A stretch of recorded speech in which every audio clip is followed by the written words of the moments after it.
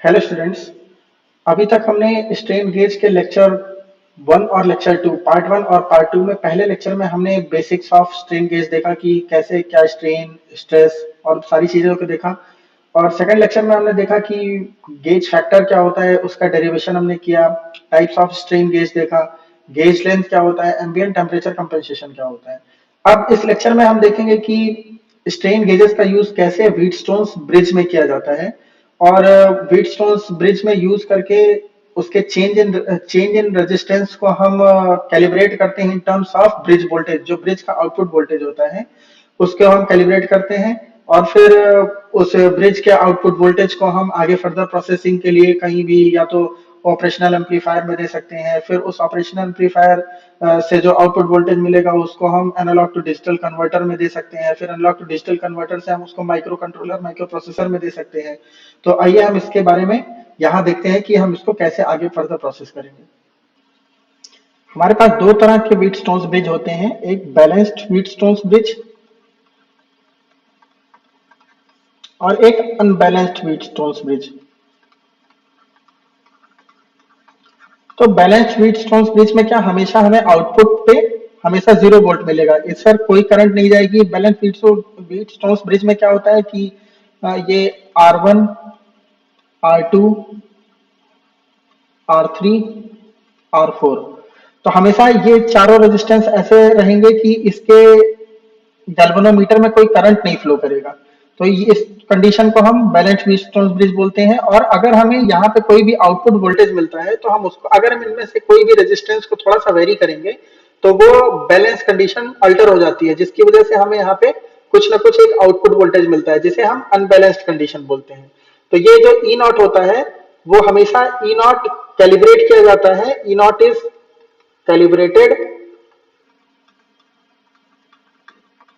Calibrated in terms of load.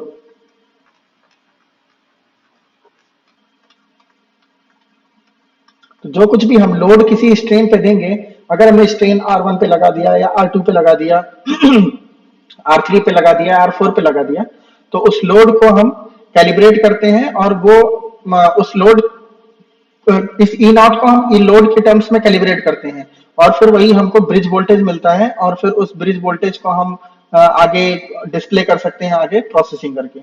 तो अभी हम इसका डेरिवेशन देखेंगे कि ब्रिज वोल्टेज कैसे निकाल। अब यहाँ पे एक्साइटेशन वोल्टेज मैंने दिया है। एक्साइटेशन वोल्टेज आप एसी या डीसी दोनों प्योर मतलब कुछ भी ले सकते हैं, क्योंकि यहाँ पे प्योर रेजिस्टेंस लगाए तो अगर आप एसी लेंगे या डीसी लेंगे तो भी कोई फर्क नहीं पड़ेगा। अगर यहाँ पे प्योर रेजिस्टेंस की जगह कुछ कैपेसिटेंस या इंडक्टेंस होता तो फिर यहाँ पे इस एसी देने पे कुछ डिफरेंस आ जाता।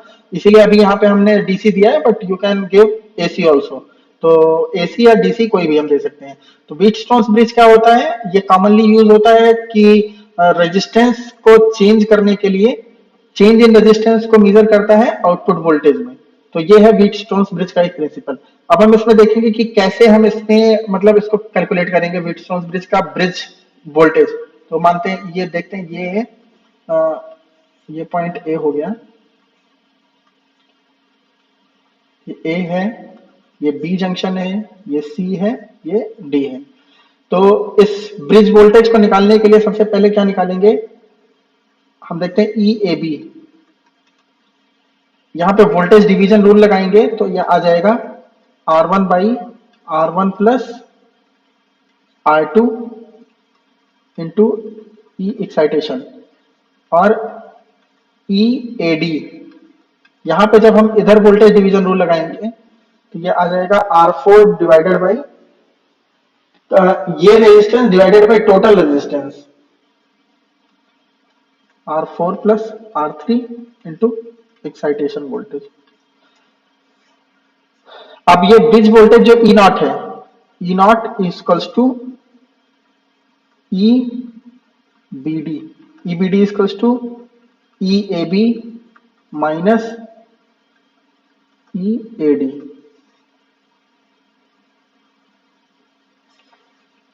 ये भी आपने कैलकुलेट किया, E naught equals to R1 by R1 plus R2 minus R4 by R4 plus R3 into E excitation. अब हम इसको आगे यहाँ डिनोमिनेटर में एलसीएम लेके फिर कैलकुलेट करेंगे तो ये आएगा R1 R3 minus R2 R4। और देखेंगे R1 R3 यहाँ आएगा, R1 R4 आएगा माइनस R1 R4, ये दोनों कैंसिल हो जाएगा तो केवल R1 R3 minus R2 R4 बचेगा divided by R1 plus R2 into R4 plus R3। अभी मैं EX लिखना, एक्साइटेशन वोल्टेज लिखना छोड़ रहा हूं, आगे मैं एंड में इसको ले लूंगा, अभी बार बार लिखने का कोई वो नहीं है, तो अभी मैं इसको यहाँ पे मान के चलता हूँ कि हाँ। अब हम देखते हैं, अब अगर ये बैलेंस कंडीशन में होता है, जब भी कभी ब्रिज बैलेंस कंडीशन में होता है तो R1 R3 equal to R2 R4 होता है। तो इस कंडीशन में हमेशा अगर जब रखेंगे तो एक ई नॉट कितना आ जाएगा, 0 वोल्टेज। तो हमेशा ब्रिज वोल्टेज कितना आएगा, 0। ये क्या है, bridge voltage. Bridge voltage, bridge का आउटपुट वोल्टेज, ये हमेशा 0 आएगा जब ये बैलेंस कंडीशन में होता है। हेलो एवरीवन, दोस्तों अगर आप गेट की प्रिपरेशन कर रहे हो तो आप अन अकेडमी के मॉक टेस्ट में अपने आप को रजिस्टर्ड कर सकते हो। ये टेस्ट बिल्कुल फ्री है, 2 जनवरी से स्टार्ट हो रहे हैं। तो आपका 2 जनवरी से पहला टेस्ट होगा और एवरी संडे होगा, हर संडे ये आपके टेस्ट होंगे। इसमें जब आप एनरोल करें तो आप विद्या ट्रांस लाइव कोड का इस्तेमाल करें। टेस्ट की लिंक मैं आपको डिस्क्रिप्शन में दे दूंगा। टेस्ट देने का फायदा क्या होता है, रिवीजन टेस्ट देने का फायदा क्या होता है, जब भी आप एग्जाम देंगे तो आपको एक कॉन्फिडेंस रहेगा कि आपने उस तरह के कई सारे रिवीजन टेस्ट पहले से ही दे दिए होंगे। तो आप इस टेस्ट में अपने आप को रजिस्टर्ड जरूर कर लीजिएगा, लिंक मैंने डिस्क्रिप्शन में आपको दे दी है। Thank you very much. तो अगर हम मान लेते हैं कि चारों रेजिस्टेंसेस में जो चेंज आ रहा है वो delta R1, delta R2, delta R3 और डेल्टा R4 है।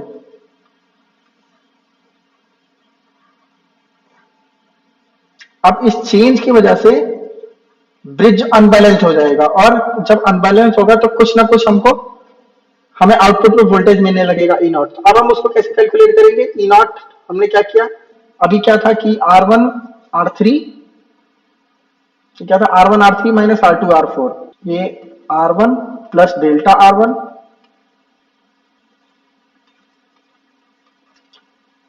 R3 plus delta R3 minus R2 plus delta R2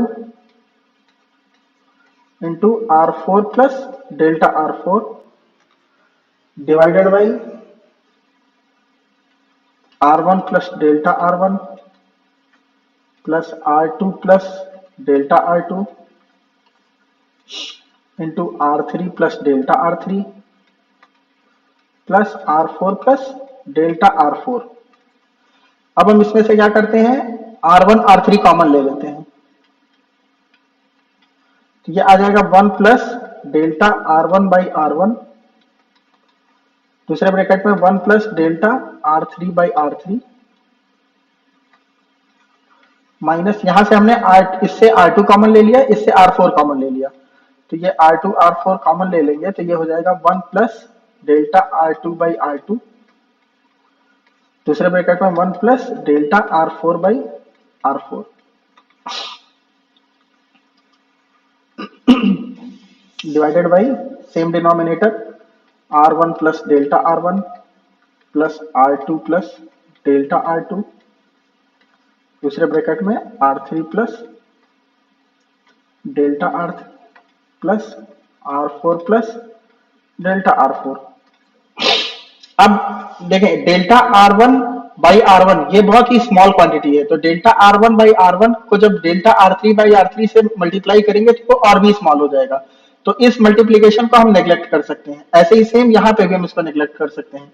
अब हम इसको क्या लिख सकते हैं, जब आफ्टर नेग्लेक्टिंग स्मॉल टर्म्स, ये R1 R3 ब्रैकेट में 1 plus delta R1 by R1 plus delta R3 by R3 minus R2 R4 into 1 plus delta R2 plus delta R4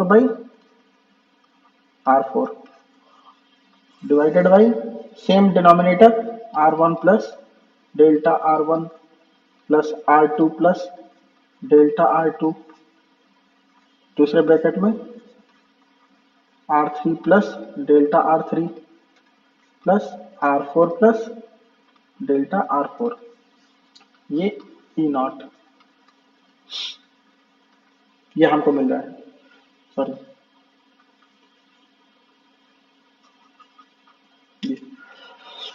अब हमने देखा था कि बैलेंस्ड कंडीशन में क्या होता है, बैलेंस जब ब्रिज बैलेंस्ड होता है इन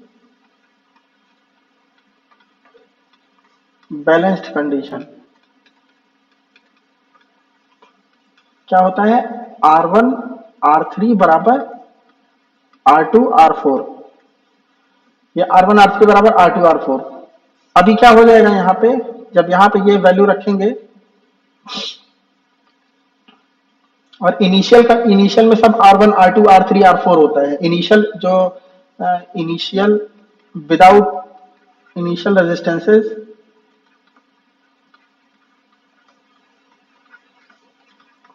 R1 R2 R3 और R4। अभी क्या E नॉट को हम लिख सकते हैं,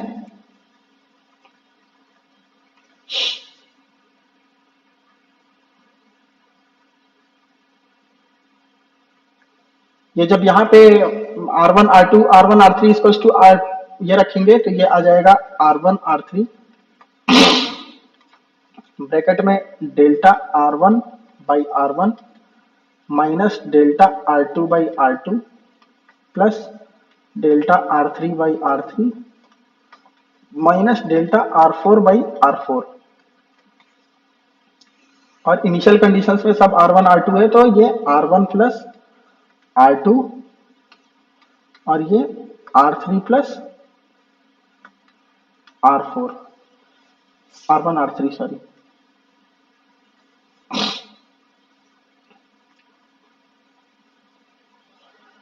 अब यहाँ पे हम नीचे भी हम R1 यहाँ से और R3 कॉमन ले लेंगे तो ये R1 R3 ये R1 R3 कट जाएगा, फिर ऊपर क्या बचेगा delta R1 by R1 minus delta R2 by R2 plus delta R3 by R3 minus delta R4 by R4 divided by 1 plus R2 by R1 एक ब्रैकेट में, दूसरे bracket में बचेगा 1 प्लस R4 बाई R3। हमने देखा था R1 R3 equals to R2 R4, तो R1 by R2 equals to R4 by R3। Assume करते हैं let us assume R2 by R1 equals to small r, तो R2 by R1 equals to small r, तो ये R1 by R2 equals to R4 by R3 equals to 1 by R। अब हम इसको क्या लिख सकते हैं, E नॉट को लिख सकते हैं delta R1 by R1 minus delta R2 by R2 plus delta R3 by R3 minus delta R4 by R4 divided by 1 plus R bracket में, दूसरे ब्रैकेट में 1 plus 1 by R, 1 plus R दूसरे bracket में 1 plus 1 by R। जब हम इसको simplify करेंगे तो ये आ जाएगा R divided by 1 plus R whole square in the bracket delta R1 by R1 minus delta R2 by R2 plus delta R3 by R3 minus delta R4 by R4। ये है ब्रिज वोल्टेज जिसका जो हमको derive करना था। ये exact equation हमको मिला है।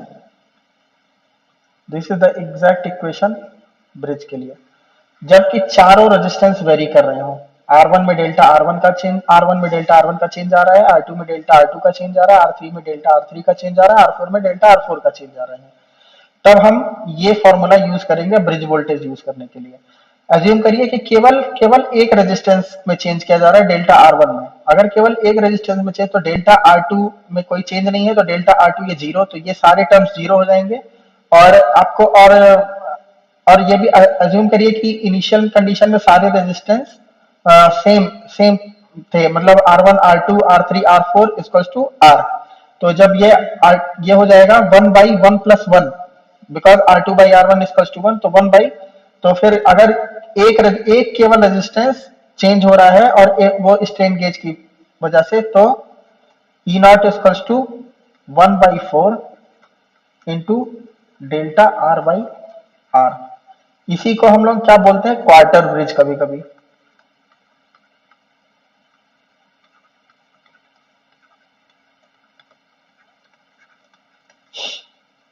तो क्वार्टर ब्रिज का फॉर्मूला क्या हो गया, E naught equals to 1/4 into delta R/R। ये ई नॉट को ही क्या कहते हैं, वी ब्रिज भी कहीं कहीं लिखा रहता है, मींस ब्रिज वोल्टेज। तो ये एक बहुत इंपॉर्टेंट रिलेशन आपको यहाँ पे मिला है कि कैसे हम ब्रिज वोल्टेज को कैलकुलेट करेंगे। और अगर ऐसे ही चारों आर्म्स में रेजिस्टेंस स्ट्रेन गेज लगा हो और चारों में वेरिएशन हो रहा हो सारे रेजिस्टेंसेज में, तो आप ये फॉर्मूला यूज करके उसको कैलकुलेट करेंगे। तो ये था अभी तक का, यहाँ पे हमने ये देखा। अब हम आगे देखते हैं। लास्ट लेक्चर में मैंने बताया था कि स्ट्रेन गेजेस का यूज हम करते हैं लोड सेल में, कैंटिलीवर बीम्स में। तो स्ट्रेन गेजेस को कैसे लोड सेल में प्लेस करते हैं, उनका ओरिएंटेशन कैसा होता है गेट में, इस पर भी कभी कभी एक थ्योरेटिकल टाइप का क्वेश्चन आ जाता है कि कैसे हम स्ट्रेन गेज को लोड सेल में प्लेस करते हैं या कैंटिलीवर बीम में। तो आइए हम देखते हैं कि कैसे लोड सेल में हम इसको क्या कहते हैं, स्ट्रेन गेज को। तो जैसे कोई ये एक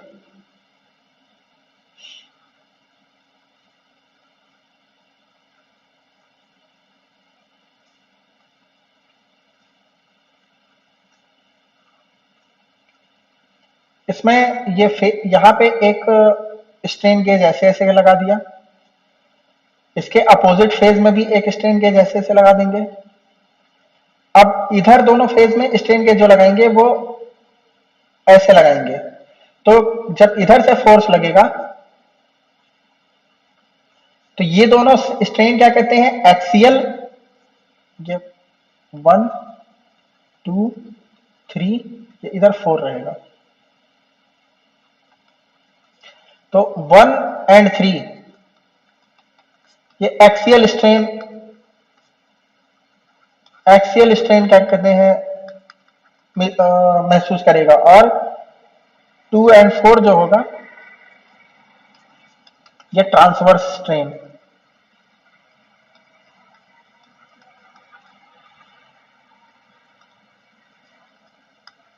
ट्रांसवर्स स्ट्रेन ये देखेगा। ऐसे ही कैंटिलीवर बीम होता है, तो कैंटिलीवर बीम अगर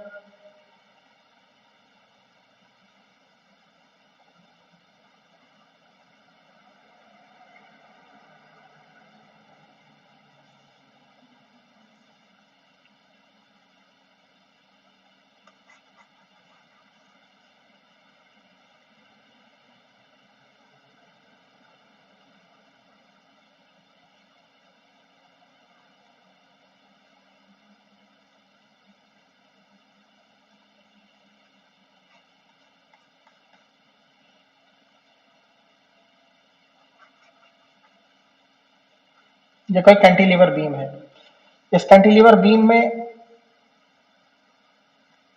एक दो स्ट्रेन यहां पे लगा सकते हैं ऊपर साइड में, और एक स्ट्रेन ऐसे लगा दिया, एक स्ट्रेन ऐसे लगा दिया। और अपोजिट साइड में भी दो स्ट्रेन लगाएंगे। तो कैंटिलीवर बीम में सारे जितने जितने भी स्ट्रेन गेजेस लगे होते हैं, 1 2 3 4, ये सारे एक्सियल पोजीशन में ही लगे होते हैं।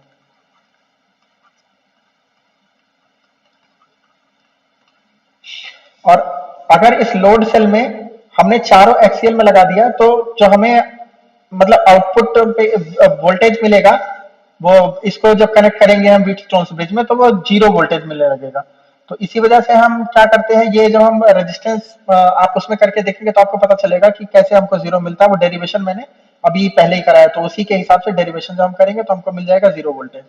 बट अगर क्या कहते हैं, यही कैंटिलीवर बीम में होता है, इधर से जब हम फोर्स देते हैं तो दो ये और फर्स्ट और सेकंड ये दोनों स्ट्रेन गेजेस इसमें फोर्स लगता है तो ये कंप्रेस होते हैं, और नीचे वाले जो दोनों होते हैं वो एक्सपेंड होते हैं। तो दो में रेजिस्टेंस घटता है, दो में रेजिस्टेंस बढ़ता है। तो एक में आर प्लस डेल्टा आर होगा, और दो में आर प्लस डेल्टा आर होगा, और दो में आर माइनस डेल्टा आर होगा। तो इसी हिसाब से अगर ऐसे सेम इधर भी कर देते तो इसमें चार के चारों में resistance R plus delta R हो जाता है, या आर माइनस डेल्टा आर हो जाता है। इसी वजह से हम इसको ऐसा करते हैं कि इसमें भी दो को एक्सियल पोजीशन में लगाते हैं, दो को ट्रांसवर्स पोजीशन में लगाते हैं। जैसे कि दो स्ट्रेन गेजेस में जो रेजिस्टेंस का चेंज हो वो पॉजिटिव हो और दो में नेगेटिव हो। यह है लोड सेल, और यह है कैंटिलीवर बीम।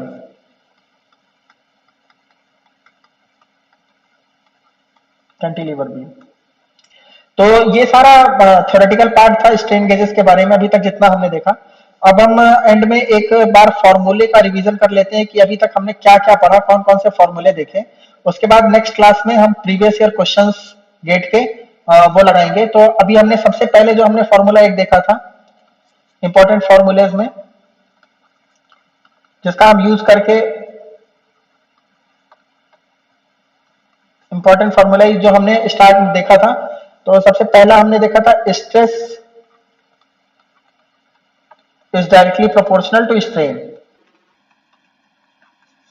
कि F by A equals to Y into delta L by L.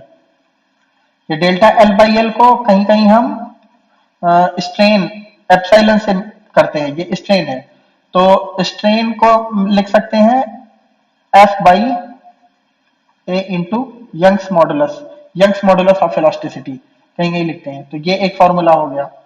दूसरा हमने पढ़ा था gauge factor, gauge factor equals to delta R by R means electrical strain divided by mechanical strain, delta L by L equals to 1 plus 2 into nu. Nu क्या है? Poisson's ratio, Poisson's ratio plus delta rho by rho divided by delta L by L. Poisson's ratio आपने देखा था lateral by longitudinal, lateral strain divided by longitudinal strain, वो था ना delta D by D divided by delta L by L minus negative में। तो इसको poisons ratio बोलते हैं। इसके बाद हमने अभी आज का देखा एक bridge voltage V bridge two, अगर केवल एक स्ट्रेन एक व्हीटस्टोन ब्रिज के एक आर्म में स्ट्रेन गेज लगाया जाए और उसमें चेंज हो तो उसको क्वार्टर ब्रिज बोलते हैं। तो उसको क्या कैसे करेंगे? 1/4 into delta R by R. अब इस डेल्टा आर बाई आर की जगह आप gauge factor into delta L by L भी लिख सकते हैं। 1/4 into delta R by R, यहां सेकेंड फॉर्मूला से आप इसको क्या लिख सकते हैं? गेज फैक्टर इंटू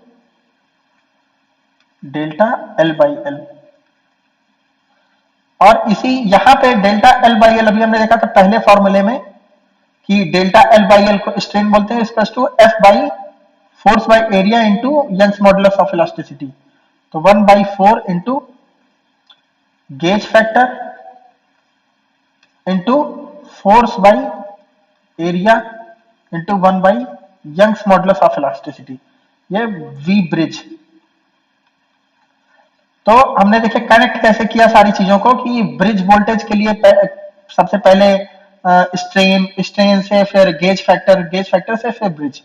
तो आज की क्लास में ये इंपॉर्टेंट फॉर्मूला आपको मिला, ये फॉर्मूले प्लस छोटे छोटे फॉर्मूले जो मिले आपके पहले, ये सारे फॉर्मूलाज का यूज करके नेक्स्ट क्लास में हम देखेंगे कि कैसे प्रीवियस ईयर गेट्स के क्वेश्चन इजीली हम इसको सॉल्व करेंगे। तो आज की क्लास में बस इतना ही। अब नेक्स्ट क्लास में हम प्रीवियस ईयर क्वेश्चंस को सॉल्व करेंगे। Thank you.